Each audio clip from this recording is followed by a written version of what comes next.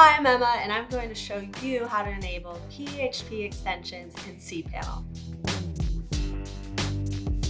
PHP extensions are modules that enhance the core functionality of the PHP programming language, providing additional features and capabilities for web development tasks. Let's get started. We'll be starting from the My Products page in my GoDaddy account.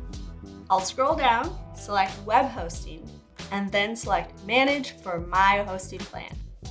In the hosting dashboard, select cPanel Admin. Scroll down to Software, and then select PHP version. Select a PHP extension to enable them.